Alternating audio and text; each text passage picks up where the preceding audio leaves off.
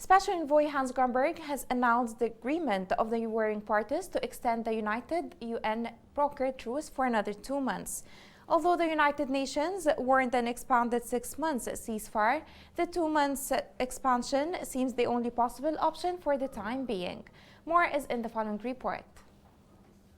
The warring parties in Yemen's horrific civil war have agreed to prolong their ceasefire for another 2 months, according to a top United Nations official who expressed hope that an extended agreement could be completed as soon as possible.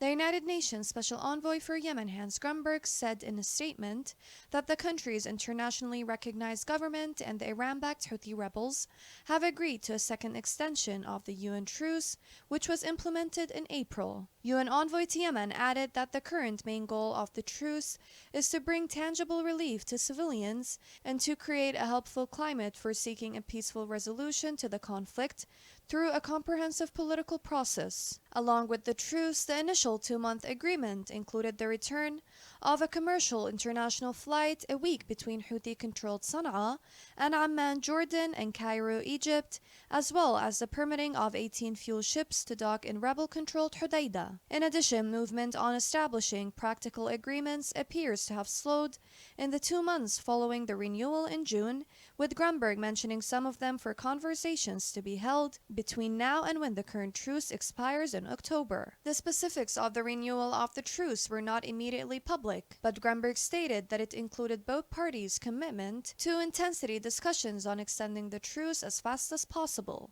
The UN representative has given a proposal on that expanded agreement, which includes a disruption mechanism for regular payment of civil servant wages and civilian pensions, as well as the opening of roads to the Houthi-controlled city of Taiz and other governorates. It also involves the addition of new destinations for inbound and outgoing flights from Sana'a International Airport, as well as the regular supply of gasoline to Hodeidah ports.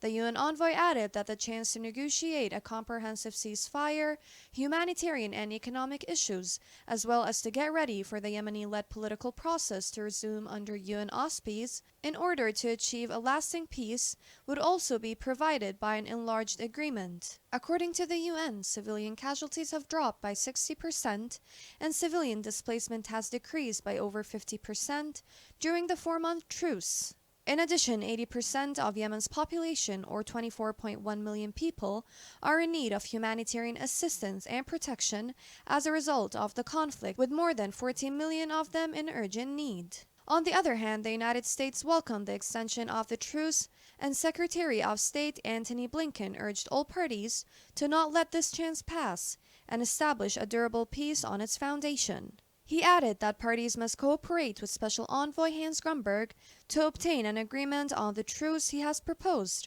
in addition to Houthis opening major highways to Taiz, Yemen's third-largest city, and relieve the misery of hundreds of thousands of Yemenis who have been under siege since 2015.